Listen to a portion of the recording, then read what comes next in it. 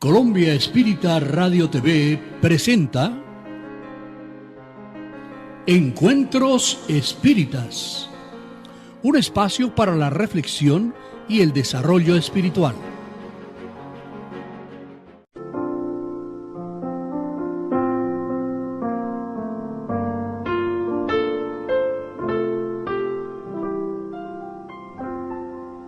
El doctor Luis Carlos Formiga nos habla acerca de el efecto inteligente. El médico doctor Arthur Conan Doyle, autor de la serie Sherlock Holmes, escribió en el libro Historia del Espiritismo lo siguiente: los hombres de ciencia se dividen en tres clases: los que jamás examinaron el asunto, lo cual no les impide pronunciar opiniones muy violentas; los que saben que el espiritismo es verdad y existe, pero temen confesarlo; y finalmente la brillante minoría de los Lodge, de los Crook y de los Lombroso, que saben que es verdad y no temen proclamarlo. El espiritismo, a pesar de haber surgido a través del método científico, también es blanco de posturas discriminatorias. En su origen, el preconcepto está menos presente en los argumentos filosóficos y más en los instrumentos políticos. En algunos temas, los argumentos religiosos son rebatidos y se busca únicamente reflexionar en el aspecto científico del espiritismo, incluyendo los jurídicos. La discusión del inicio de la vida y del aborto son ejemplos, lo que exige altos vuelos de razón y de sentimiento. Desde los fenómenos Higgsville a través de las hermanas Fox, se han venido observando una serie de fenómenos que entraban a formar parte de los que hoy se conocen con el nombre de paranormales. Esos fenómenos, que sucedían espontáneamente, fueron en sus inicios objeto de diversión de multitud de personas, pero otras, al observar estos, dieron inicio a lo que podríamos denominar la era científica de los fenómenos paranormales, ya que al observarlos se preguntaban cuáles eran las causas que los producían. Las ideas expuestas a través del fenómeno paranormal eran contrarias a las que los asistentes a dichos fenómenos tenían. Otras veces, el llamado fenómeno mostraba características de una personalidad concreta, como una individualidad, una personalidad, unos gustos, unos conocimientos, etc., que no se correspondía con las personalidades de los allí presentes. Otras veces se manifestaba en un idioma que ninguno conocía, otras veces por medio de la pintura. El espiritismo es la ciencia que estudia la naturaleza, el origen y el destino de los espíritus y las relaciones que hay entre el mundo espiritual y el mundo corporal.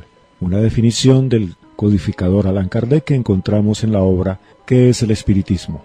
Los espíritus son las almas de los hombres que ya dejaron la tierra, y por eso lidiamos con mentes caprichosas que no están a nuestra disposición cuando nos conviene. No obstante, investigadores que se comprometieron con la observación crítica, disciplinada y principalmente sin segundas intenciones, obtuvieron fenómenos inusitados, hechos que se repetían tantas veces cuantas eran necesarias para recoger los datos estadísticos en la mayor cantidad que les fuera posible. Algunos querían que en un laboratorio se pudiera tener un espíritu en un tubo de ensayo y observarlo con un microscopio con contraste de fase. El profesor Hipólito León de Lizarri Bail, escritor y pedagogo, examinó fenómenos extraños que acontecían con frecuencia, de modo espontáneo, con intensidad y persistencia. A través de las observaciones atentas, notó que ocurrían bajo la influencia de determinadas personas. Más adelante se le llamaron médiums. Observó que podían de cierto modo provocarlos a voluntad, lo que le permitió repetir experiencias necesarias para documentar el hecho y acumular datos estadísticos. Varias hipótesis, inicialmente materialistas, fueron enumeradas para explicar los resultados. Pero los fenómenos se mostraban inteligentes y el investigador concluyó que, si todo hecho tiene una causa, todo efecto inteligente debe tener una causa inteligente. Quedaba entonces explicar la naturaleza de esa inteligencia. Surgirían hipótesis. Posteriormente, apartando cualquier idea preconcebida, admitió la del absurdo, la existencia de un ser invisible. Cierta vez dijo el doctor Adolfo Becerra de Meneses: un espíritu claro y abierto para el estudio de la ciencia es un supremo bien que Dios confía a ciertos hombres a fin de que ellos lo empleen a favor de los demás pobres y humildes. Hasta aquí la afirmación del doctor Becerra de Meneses. Una de las críticas más comunes con relación al espiritismo como ciencia es que no aborda fenómenos naturales. El problema está en qué es lo que se considera natural si consideramos como natural tan solo lo que la ciencia oficial puede estudiar. Es una postura de visión estrecha, ya que según eso estamos limitando la naturaleza a la ciencia, cuando debería ser al contrario, pues es la ciencia la que estudia en la naturaleza y no ésta la que actúa según la ciencia.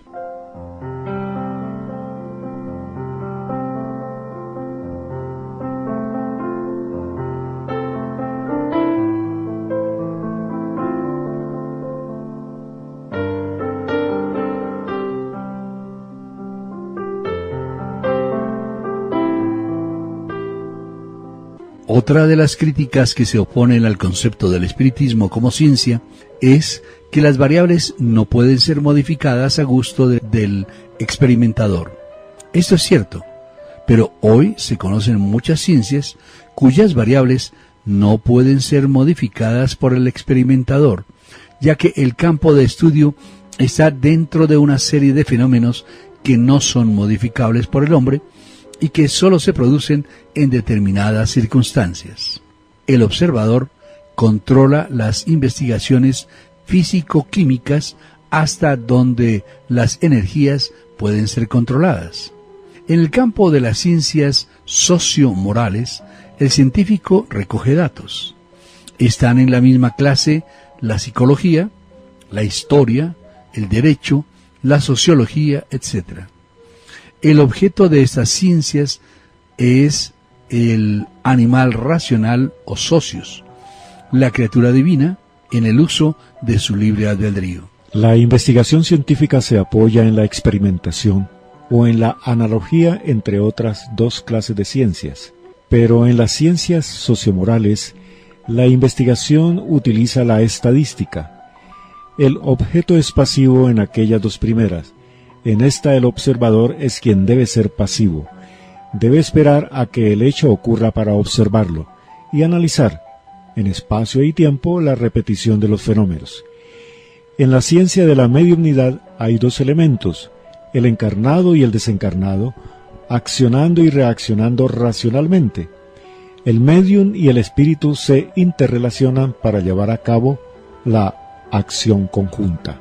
Brian Weiss, respetado director de un importante departamento clínico de su hospital, es un hombre admirado internacionalmente por su capacidad. Él habla con su padre ya fallecido, que varias veces le protegió de serios peligros. Otro profesor tiene sueños que le dan las pistas o las soluciones para sus complejas investigaciones. Lo mejor, pues, es controlar, observar, registrar y posteriormente analizar con buen ánimo para llegar a conclusiones lo más próximas a la posible realidad. En términos epistemiológicos, el espiritismo es un saber nuevo, aún no totalmente definido en sus dimensiones y consecuencias socioculturales. Allan Kardec dice una ciencia, una filosofía científica con resultados morales como consecuencia. El libro de los espíritus, el libro de los médiums y el Evangelio según el espiritismo representan respectivamente una visión filosófica, una metodología experimental y un compendio de reglas de comportamiento. El libro de los espíritus, libro de preguntas hechas por Allan Kardec a los espíritus y respuestas de estos últimos. El libro de los médiums, todo un tratado de espiritismo experimental. En el mismo se manifiesta el rigor científico que puso Kardec en el estudio de los fenómenos y de todas las teorías equivocadas, negativas o afirmativas que son el fruto de una mala observación, elaborado con la colaboración de los espíritus que él resalta, un verdadero método positivo para salvaguardarse de los escollos que se presentan en el ejercicio providencial de esta facultad. Y el Evangelio, según el Espiritismo, es un libro que analiza los Evangelios según la versión espiritista. Pero entonces, ¿en qué consiste el método científico? La experimentación es un método ideal de adquisición de conocimientos positivos. Se considera experimentación a una observación provocada en condiciones controladas bajo varios conjuntos de factores. En ciencia, el fenómeno debe repartirse tantas veces cuantas fueren necesarias. Esa regla general, no obstante, es provocada en condiciones controladas bajo varios conjuntos de factores. En ciencia se usa la expresión hasta cierto punto extraña, los resultados sugieren que, porque el aporte de una prueba científica es fruto de una depuración de casi siempre varias hipótesis que también podrían explicar el hecho. Con base en esto, se filtra y se refinan los datos para llegar a la hipótesis más probable, que suele ser aquella capaz de explicar mejor el fenómeno. La ciencia está hecha del uso autoconsciente de nuestras facultades mentales, pero el hombre no posee una medida absoluta de la verdad, de ahí su propia relatividad. De este modo, la ciencia es un conjunto de declaraciones o afirmaciones que son asumidas como verdades sobre la realidad.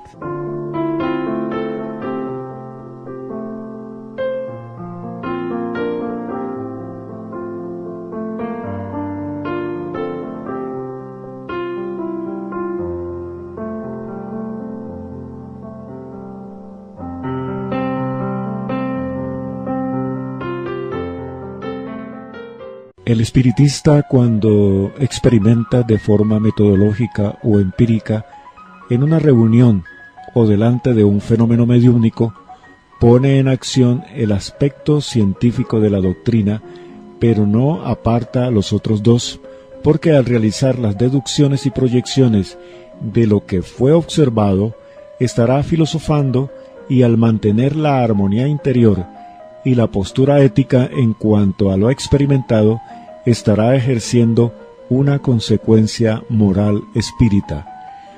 Los jóvenes necesitan un nuevo orden de ideas que pueda traer también una nueva ética de comportamiento. Es imprescindible la noción de inmortalidad, base de la doctrina de Cristo, tales como se demostró en innumerables oportunidades. Sin el conocimiento de las diversas evidencias científicas que sugieren la inmortalidad del alma, no tiene sentido que se hable de escala de valores, de reglas directivas de la conducta y del libre albedrío. Pero demostrada la inmortalidad y examinadas las consecuencias futuras que se derivan de ella, la vida ganará otro sentido. Sabiendo que retornamos con las mismas almas, pero en diferentes relaciones, estaremos atentos al plano emocional y veremos con mayor nitidez que la libertad tiene sus límites y compromisos.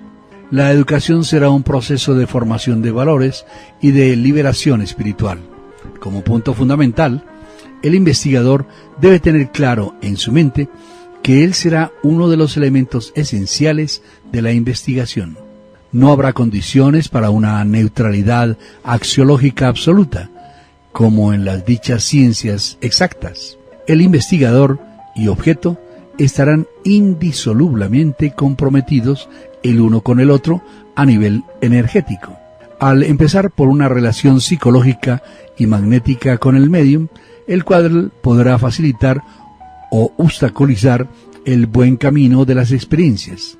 Si el observador y el médium se nutren de apatías, restricciones y hostilidades el uno para el otro, la experimentación estará condenada al fracaso o a los resultados inconclusos.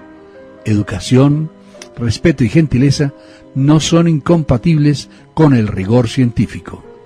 El experimentador debe tener bien claro en su mente que en la investigación mediúmnica siempre se parte de un hecho para llegar a la teoría. En las ciencias exactas, el estado moral del científico no tiene la menor interferencia en el desarrollo de la experiencia.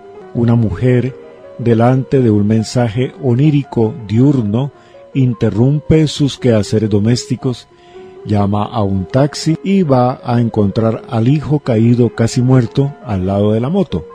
Lo paranormal es lo normal que aún no comprendemos. Abraham Lincoln vio en sueños escenas de su propio funeral, una semana antes de ser asesinado, como él nos lo relató. Bajo el punto de vista biomédico, podemos percibir que una persona está soñando por extraños movimientos oculares producidos en cierta etapa del sueño. El periodo REM, llamado así por su expresión en inglés, es paradoja, porque en el ápice del relajamiento vamos a encontrar una actividad intensa de numerosas estructuras cerebrales con variación de la frecuencia de las ondas cerebrales y trazado próximo al del estado de vigilia. Hay en esa fase anulación del olfato y del paladar, pero las células nerviosas envían estímulos al oído, a los ojos y al sentido del equilibrio. Cuando se despierta a las personas en esta fase, son capaces de relatar un sueño. Erich Fromm afirma que el inconsciente solo lo es en relación al estado normal de actividad. Son simplemente estados mentales distintos que se refieren a las modalidades existenciales diferentes. Así podemos admitir que la mente consciente constituye apenas parte del psiquismo total. Existe una vida psíquica llamada inconsciencia. Esta actividad psíquica es el principal protagonista cuando el sueño retira la otra de escena. En la realidad, el inconsciente se encuentra representando en aquella fracción del sueño que se registra en la memoria consciente.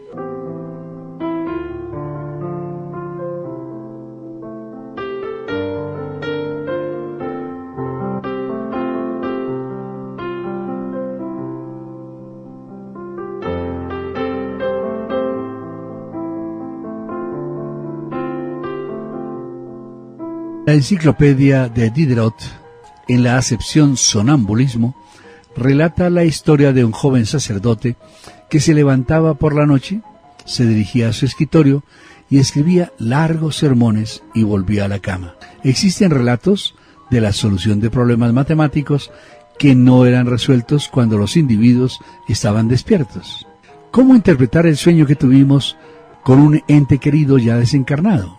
La tarea no es fácil porque estamos sumergidos en una materia muy densa. No obstante, el espíritu André Luis, médico desencarnado, nos ofrece un ejemplo muy bueno y que es encontrado en Los Mensajeros, en el capítulo 38, cuando ella sueña con una abuela desencarnada y hace la interpretación del mensaje recibido. El lector de esta obra puede imaginar el número de preguntas hechas por André Luis y Vicente. Una de estas preguntas fue la siguiente: ¿esta hermana se acordará de todo al despertar del cuerpo físico? Preguntó André Luis intrigado a su orientador.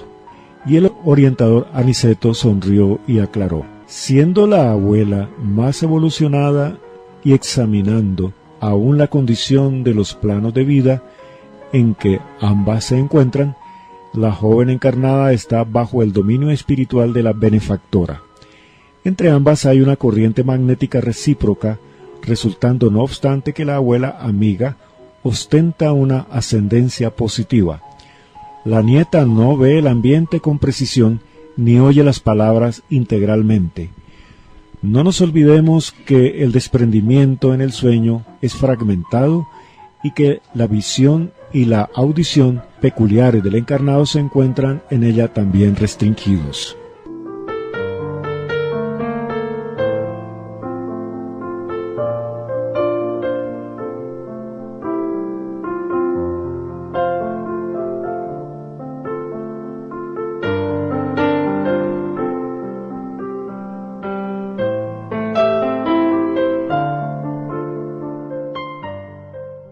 Comenzamos a entender así lo que dice Erich Fromm.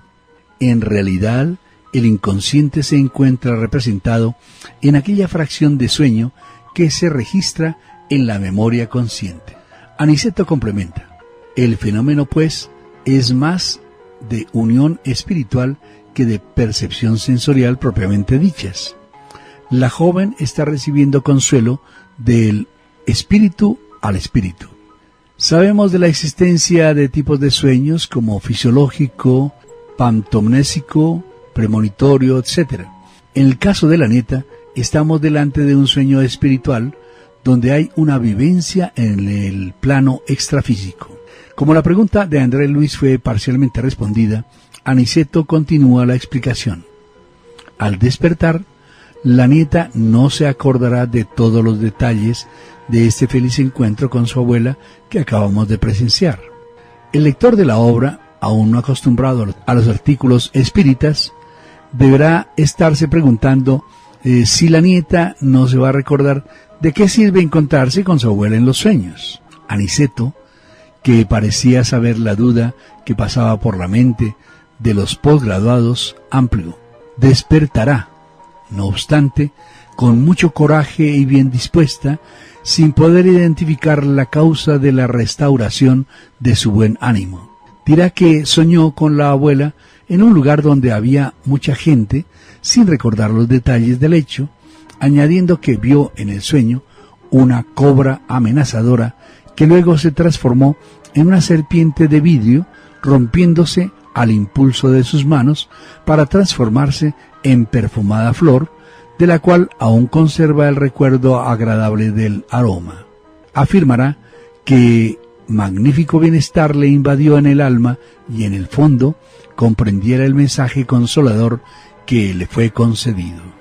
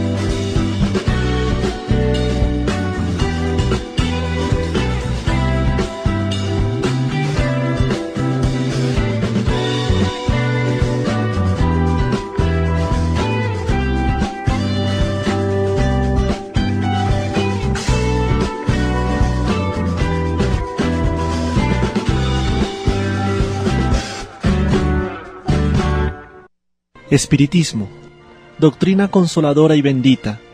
Felices los que te conocen y se aprovechan de las saludables enseñanzas de los espíritus del Señor. Para ellos, el camino es claro, y durante todo el viaje pueden leer estas palabras que les indican el medio de llegar al fin. Caridad práctica, caridad de corazón, caridad para el prójimo como para sí mismo. En una palabra, caridad para todos, y amor de Dios sobre todas las cosas, porque el amor de Dios resume todos los deberes, y porque realmente es imposible amar a Dios sin practicar la caridad de la que hace una ley para con todas sus criaturas. Duffiet, obispo de Nevers, Bordeaux. El Evangelio según el Espiritismo, capítulo 10, ítem 18.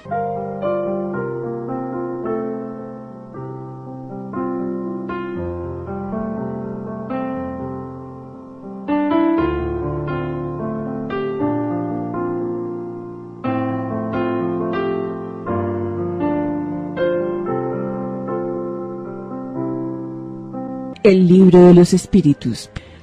Publicado en París, Francia, la primera edición el 18 de abril de 1857, con el título de El libro de los espíritus. Un sábado de primavera, el libro de los espíritus y Allan Kardec fueron por primera vez presentados al público en la librería Edentu, Galería de Orleans, número 13, Palacio Real, París. Inicialmente con 501 preguntas. Toma el aspecto definitivo con que actualmente lo vemos con 1018 preguntas en su segunda edición, publicada en marzo de 1860. Con este libro, el 18 de abril de 1857, se inició para el mundo la era espírita. En él se cumplía la promesa evangélica del Consolador, del Paracleto o Espíritu de verdad. Decir esto equivale a afirmar que el libro de los espíritus es el código de una nueva fase de la evolución humana, y es exactamente esa su posición en la historia del pensamiento. No se trata de un libro común, que se pueda leer de un día para otro y después olvidarlo en el rincón de una biblioteca. Nuestro deber consiste en estudiarlo y meditarlo, leyéndolo y releyéndolo de continuo. Sobre este libro se levanta todo un edificio. El de la doctrina espírita constituye la piedra fundamental del espiritismo, su primer hito. El espiritismo surgió con él, y con él se propagó, imponiéndose y consolidándose en el mundo. Antes de este libro no había espiritismo, y ni siquiera existía esta palabra. Se hablaba del espiritualismo y neoespiritualismo de una manera general, vaga y nebulosa. Los hechos espíritas que siempre existieron eran interpretados de los más diversos modos. Pero después que Hipólito León de Nizar-Ribail, Allan Kardec, lo hubo lanzado a la publicidad, conteniendo los principios de la doctrina espírita, una nueva luz fulguró en los horizontes intelectuales del mundo. El libro de los espíritus contiene los principios de la doctrina espírita sobre la inmortalidad del alma, la naturaleza de los espíritus y sus relaciones con los hombres, las leyes morales, la vida presente, la vida futura y el porvenir de la humanidad, según la enseñanza impartida por los espíritus superiores, con la ayuda de diversos médiums recopilados y ordenados por Allan Kardec. Su contenido es presentado inicialmente con Introducción al estudio de la doctrina espírita, prolegómenos, y dividido en 4 partes que son las siguientes.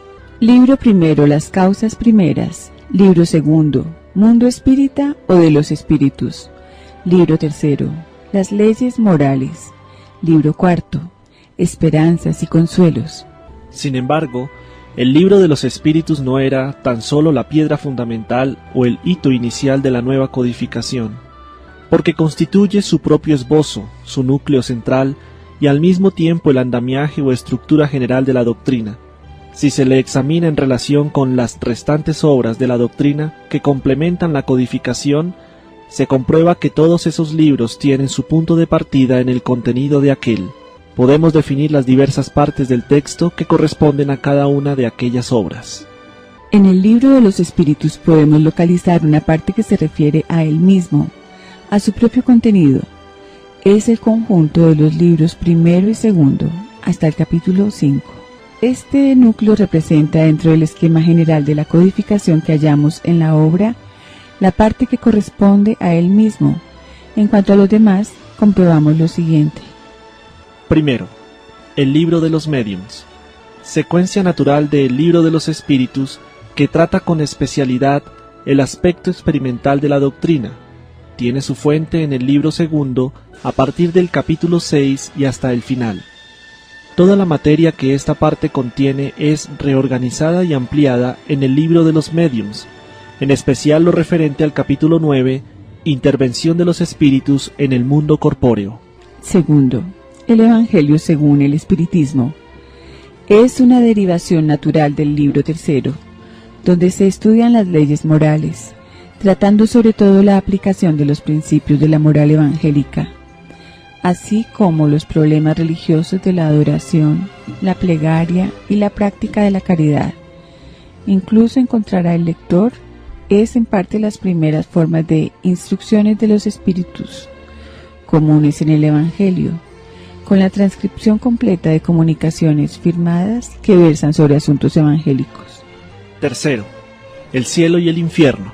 Deriva a su vez del libro cuarto, Esperanzas y Consuelos, en que se examinan los problemas relativos a las penas y goces terrenales y futuros, inclusive con la discusión del dogma de la eternidad de las penas y el análisis de otros dogmas, entre ellos el de la resurrección de la carne y los del paraíso, infierno y purgatorio. Cuarto, la Génesis, los milagros y las profecías. Se relaciona con los capítulos 2, 3 y 4 del libro primero y capítulos 9, 10 y 11 del libro segundo, así como con ciertos fragmentos de capítulos del libro tercero que tratan problemas genésicos y de la evolución física en la Tierra. Por su amplio sentido, que abarca al propio tiempo las cuestiones de la formación y desarrollo del globo terrestre y las concernientes a pasajes evangélicos y de la Biblia. El Génesis se ramifica de una manera más difusa que los restantes libros de la codificación, dentro de la estructura de la obra Mater.